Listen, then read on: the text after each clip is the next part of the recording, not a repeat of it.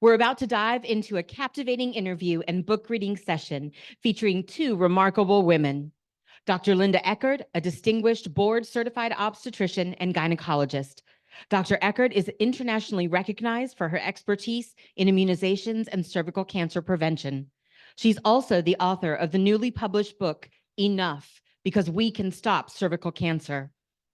Joining Dr. Eckert is our Lead Cervivor Ambassador, Carol Lacey. Carol is not only a cervical cancer survivor, but a rock star advocate, having battled recurrent and metastatic cervical cancer. This promises to be an enlightening and empowering discussion, so I encourage you all to engage and listen closely. Let's give a warm welcome to Dr. Linda Eckert and Carol Lacey.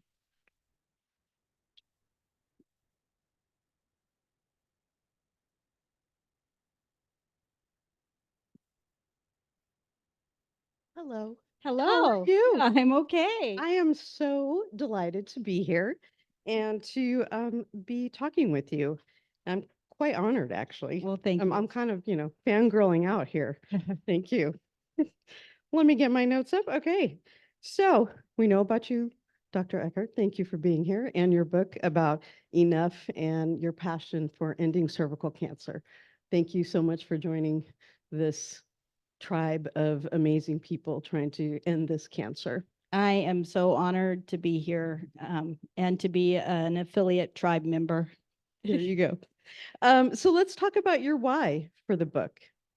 Tell me about that. Yeah. So my why for the book, I feel that, well, from the time I was 4, I wanted to be a doctor. And I was one of those nerds that really had to find out what was inside things, that cut open worms and frogs and just couldn't get enough of learning how things worked. And when I was in high school, I also developed this passion that I really wanted to go work overseas or to work in places where people didn't have access to doctors, because I really felt like of those to whom much is given, much is expected. And I'd been given this education and these opportunities, and I just really felt this calling to use them. And so when I was in medical school, I worked really hard for 2 years to gain special permission so that I could go overseas for a rotation and get clinical credit for it and still have it count toward my medical school credits. So at the end of my 4th year of medical school, I traveled to Liberia to work for 4 months in a rural clinic. And it was my first time to fly over the ocean, my first passport, 25-year-old idealistic heart, just knowing that this was really what I wanted to do. And so I encountered this patient called Mama. And I actually want to share Mama's story with you. It's in my book because I think it helps lay the background for my why. Okay, great.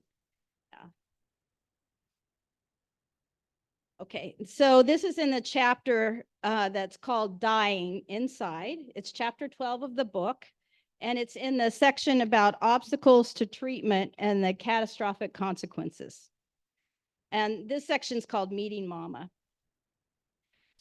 So at 25, I traveled to a clinic and affiliated hospital outside Monrovia, Liberia for my last rotation in my final year of medical school. It was a 4-month clinical learning rotation in family medicine. And having just flown across the Atlantic for the first time and still awash in the fog of jet lag, I was on my 2nd day working in my clinic when I encountered a patient whose gentle face I can still close my eyes and see. At that time, much of my surroundings were new to me. Women were walking around in flip-flops and colorful skirts, toting babies bound to their backs in colorful clothing, the smells of fried bread and roasted goat hanging from the racks of the street vendors near the clinic, and the foreign cadence and tones of language I didn't know. It was exhilarating and overwhelming. But my overriding desire to care for patients had brought me halfway across the world to Africa, and that motivation grounded me. Not quite done with medical school, I was there to learn and share whatever skills and knowledge I could offer. And my goal was to join with a team of medical providers permanently based in Liberia to offer the best medical care. It was a time of dizzying, rapid growth for me as I tried to take it all in. Well, between patient visits at the clinic, sometimes I would peer out into the waiting room, wondering if we were ever going to make a dent in the endless long line of patients waiting to be seen. And one afternoon, I noticed a woman and a man, I assumed to be her grown son, sitting beside each other. No one sat beside them, even though the other benches were jammed with many patients standing. I noticed the unusual sight and just kept working. But about an hour later, my supervising physician, Dr. Steve Beefus, asked me to accompany him, tending to a patient. So I followed him eagerly down the hall toward a patient examination room. But halfway there, I was stopped in my tracks. I almost was knocked off balance by a smell. It was a putrid, rotten odor. Dr. Beefus continued walking, seemingly oblivious. So I quickly regained my composure and hurried to catch up. As we reached the examination room, the smell became overpowering. I walked in and I recognized the woman and her grown son who'd been sitting alone in the waiting room. And I understood. The smell had allowed them to have a bench to themselves. Well, the woman was sitting fully clothed on a bare exam table, her arms folded in her lap, her hands folded in her lap, but her high cheekbones stood out against her pale, gaunt face. Her shoulder bones poked through her thin white t-shirt that was unevenly tucked into the tie-dyed cloth that she'd wrapped around her slight waist as a skirt. Our eyes met, and I smiled at her. And right away, she looked down. Oh my, I thought to myself, had I been too direct? As a 25-year-old medical student, was I not showing enough respect to this mature woman? Because this was only my second day in Liberia, and I was worried that my direct eye contact and smile might have been a cultural faux pas. But her son, who looked to be in his mid-20s, spoke up from the folding chair at the end of the exam table. She's embarrassed because of the smell, he explained. His dark eyes were pools of sadness, and he looked first at Dr. Beefus and then at me.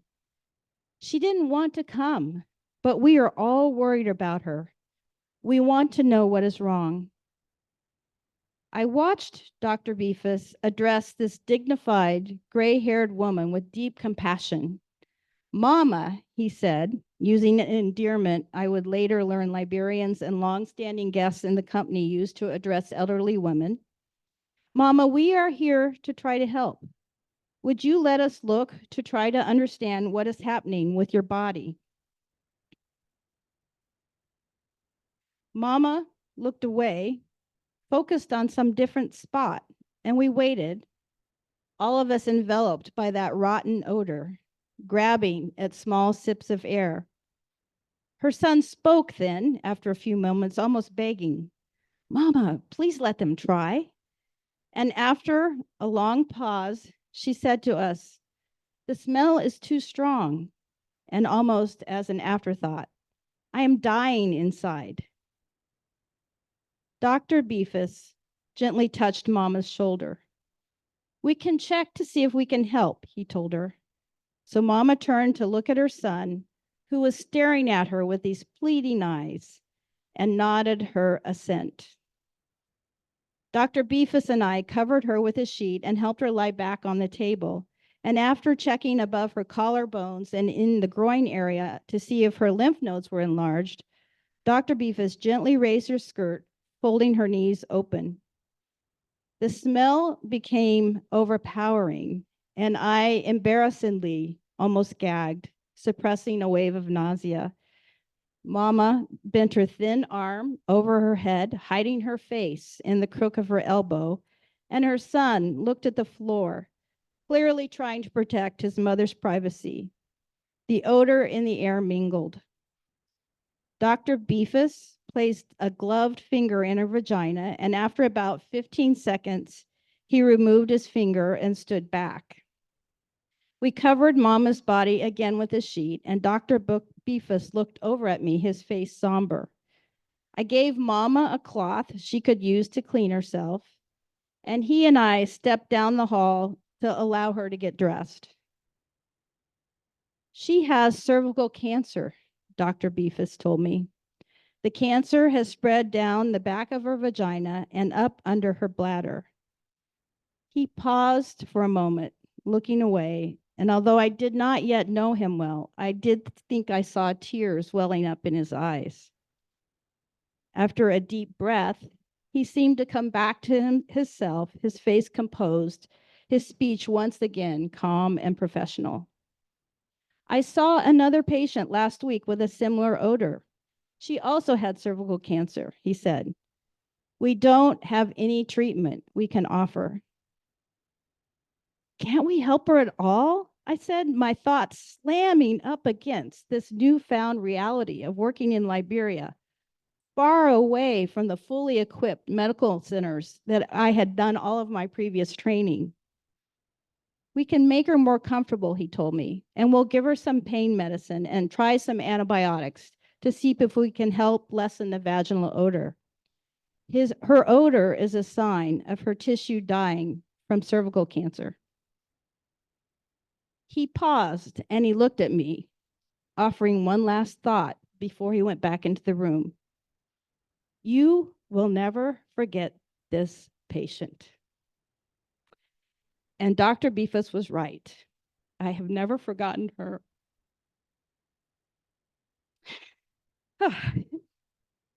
I've also never forgotten what it was like to go back into that treatment room and watch Mama and her son receive the news that she had advanced cancer and Liberia could offer her no treatment. Her previously stoic son began to cry, and Mama regained her regal composure, asked her son to take her home to be with her family. Then she looked at Dr. Beefus directly in the eye, and she said, I knew it was my time to die, she told him. I did not want to waste our family money for me to come. So that was when I was 25, and it left an indelible mark on me, as you can tell. I came back and I finished my training, and I found mamas everywhere. I found mamas in Texas. I found mamas in Washington. I found mamas in Nicaragua, Kenya, Liberia, Malawi, everywhere I went. And as I found these mamas and realized that I needed my career to try to focus on cervical cancer prevention. And I've been really fortunate. I've been able to work in a lot of policy work for the World Health Organization on guidelines. I've been able to work on HPV vaccine policy and implementation. But I also got frustrated because implementing policies and guidelines and giving vaccines takes money and political will. And those always seem to be in short supply.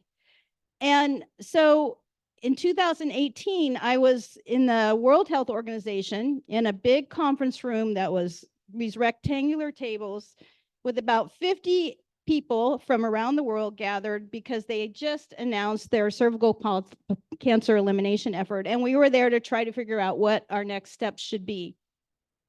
And I found myself sitting there. We just made guidelines in 2014. And I just thought, what will be different this time? Like, how can we do this in a way that might give these guidelines a better chance of moving forward? And I said, where are the women? Where are the women in this room and their stories? Would that be helpful? Would it make a face to this policy? Would it help people realize that this is not just an over there problem? It's a relatable problem. And so that night, actually, I went home to my hotel room in Geneva, and I was writing in my journal, and I wrote the word enough. I wrote, I've seen enough. We have enough. We have to do more. And it has to be stories. And I got this crazy idea that I need to write a book. I need to write a book that collects women's stories from around the world and puts it together with relatable information about what is HPV, what is screening, what are the obstacles, but mostly what can we do about it? And it needs to be a book that the general population can understand. And it really needs to bring out the voices of women who are survivors. And so I went about that process. And now, 5 years later, I have a book. Let me see if I can gather myself for a moment. I wasn't quite expecting that, but everyone in this room felt that and could relate deeply. And so we appreciate you bringing that survivor voice out loud and proud. And thank you for that.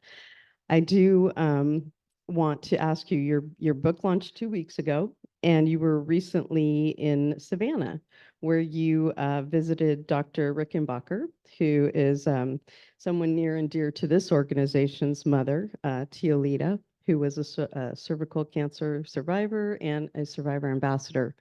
So can you share just a little bit about that experience and maybe some of your takeaways from that day? Yeah, I was, I was fortunate at Survivor School in September to read Tialita's story, which is chapter 3 in my book. And I had told myself the whole time in the dark days of endless editing that if this book ever found a publisher and found a way to see the light of day, I wanted Dr. Rickenbacker to be the first person I handed a copy to. So I launched it on a Saturday, and the following Saturday, I flew to Savannah. And that Sunday, I spent the day with her, and it was so honoring. I bet. And just fabulous. So she planned a gathering in her church basement, and she had about 40 people there, all of who knew Tialita very well. And she asked me to read Tialita's story, and she herself had never heard Tialita's story or read the book. So that was a little bit like, oh my gosh, am I going to get through this, right? And so I couldn't look at her the whole time I was reading. But then she had also moderators, and it was one of Tialita's cousins who is also in media, who then we had this great discussion about equity and access, and people ask questions. And I'm really finding as I haven't, the book's been out 2 weeks, but I'm finding like the favorite part is talking to people and answering questions. And then the next day, Nina showed me around Savannah, which was lovely. We spent the day together, and we came up with a plan for Tialita's 5th year anniversary of her birthday following her passing away from cervical cancer, which will be next September. And one of the things I learned was the power of the sororities, right? Because Dr. Rickenbacker is a Delta, as is Tamika. And she was talking about, I'm going to get the Deltas involved. I'm going to, do these things. And she's as she calls herself, a behind the scenes person. Mm-hmm. She doesn't want to come speak like to groups or to go to the White House. Sure. But she is a force of nature. And I cannot truly imagine the courage it takes to be a mom who's lost your daughter too tragically at a young age, and then decide you're going to be in that uncomfortable spot of becoming an advocate and wanting to just honor Tialita and carry her legacy forward. And I just felt so privileged to be a part of that and to meet her. Yeah, absolutely. And she has taken on that role with such passion too. Yeah. And we thank her so much for that as well. The book is about cervical cancer, but it's about a lot more. So you want to dive into that a little bit? Oh, thank you for that. People say, oh, you wrote a cancer book. And I said, yes, I did. A cancer and book. It's a cancer and book about equity, valuing women, their role in society, the cost effectiveness of cervical cancer prevention, vaccine access, vaccine economics, the dangerous interplay of HIV and HPV. And it, I hope, is a book that raises a lot of global and domestic public health issues beyond, through actually the stories of both individuals who given me their story, like you, or people that I've cared for over 30 years of practice. And so I really hope that this book can be a conversation piece about so many of the reasons that cervical cancer is continuing to grow and thrive, even though we know exactly how to end it. Yeah, well, we know it is. It's going to change minds and change lives and save lives. Yeah. So thank you for that. So one last question. What is your dream for this book? So Big my dream dreams. for this book, I got asked this at my launch. Of course, you write a book like this, it takes you 5 years, really. You hope everybody will read it. So that's the one dream, is that I hope people will read it. And I hope that every sexual identity reads it, because there's something in there for everybody. It's not just a women's book, because this is not just a women's issue. This is a societal issue. Absolutely. So I think, I really hope that, we can help raise some male champions around this too. Absolutely. I am an educator my whole life. I, have taught in public health policy classes, et cetera. One of the other visions I have for this book is it could get into the hands of global health students, either undergrad or grad schools, to try to help become a light for some of the equity issues. When I was in 2006, I read Nicholas Kristof's Half the Sky, which is a really empowering global health book about child mortality or child prostitution and maternal mortality, and similar style, used the voices of women. And through their stories talks about the information. And so I just really hope it can be that. And I also really, I think it's a book club book. I would love it to be a book club book. Absolutely. I have to say, my secret little hope is that it could be like on Reese's book list or Oprah's book list. Oprah, yeah. And then I also have this dream that I could be on the Today Show or Good Morning America. Good goals. Excellent goals. Because it's a chance to talk about this disease. Yep. And to further the voices of Absolutely. advocates like you. Yes. And I think story is where the power is, because I've spent 30 years in policy development. It's super important. Guidelines are important, but they don't change minds. It's the stories that changes minds. And in my, later part of my career, I've just really come to see that, believe it, internalize that. And that's kind of where I want to go now with my career and passions. Thank you. Did you hear that? It's the stories that change minds.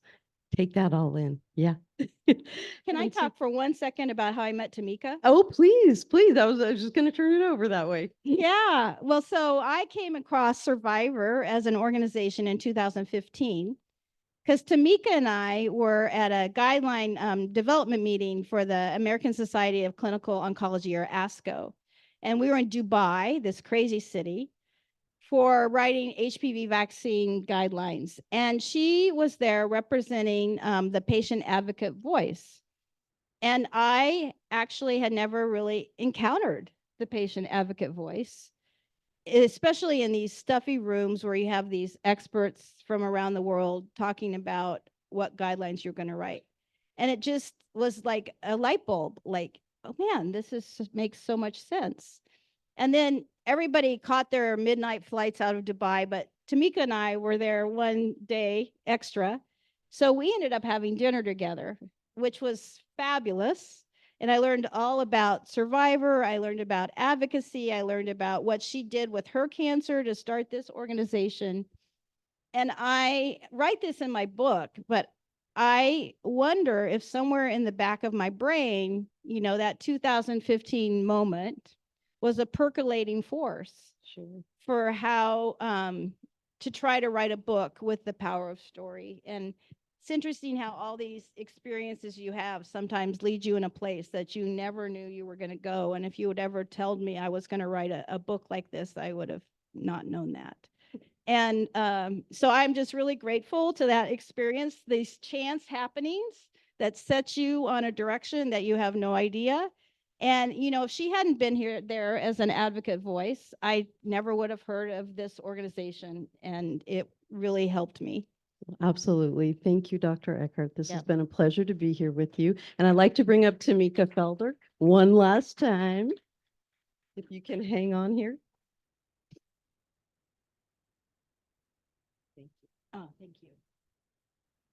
And I just want to thank all of you who courageously shared your stories with me. Uh, cannot imagine the tenacity and the resilience to have a stranger say, "Would you please give me your story? I'm going to put it in a book," and then do that. And I am so honored. And thank you so much for opening your heart and opening me to the group. Yeah. Well,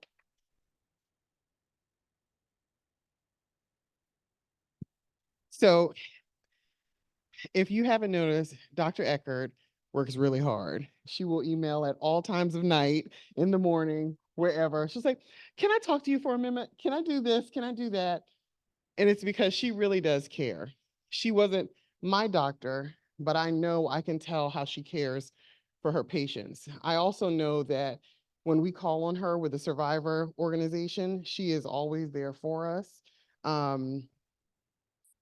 You know, to do this work, we need our experts. We're experts of our stories and our bodies, but we also need experts to help guide us as we do this advocacy work. And so for you, including us, not just in the work you do, but in this book and being so intentional about it, you know, we are forever grateful for you. And when I think about who are the survivor champions in our organization, you are a survivor champion beyond. And so this is just a small token of, and your book is your champion and award, but this is just a very small token that we want to give to you of our appreciation of you not only seeing us, but showing the world and helping bring visibility to our stories. Thank you.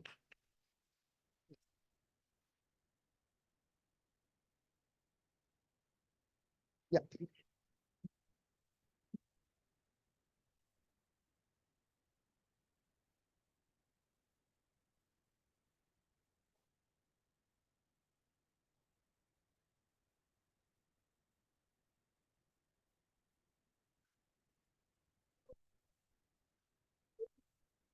But yes, the short answer is yes. Yes. And so, But discount also. yeah, there's a survivor discount, and we couldn't get the books here to actually have you purchase them, but what I have is stickers that I can sign for you to take to your book. We do have a few that we're going to raffle off that Cambridge Are donated. we doing that now? I Okay. think we're doing it at the Great. end. Okay. And then the other thing is, if you go to the Cambridge website, it's we'll send it out in the social media. There is a code that gives a 20% discount for cervical cancer survivors. And you're very welcome to get the book wherever you want. And of course, I want people to get the book because I believe in the message. But I do also want you to know about the discount. So thank you so much. And I am so thankful for this honor. Thank you so much. You are so deserving of it.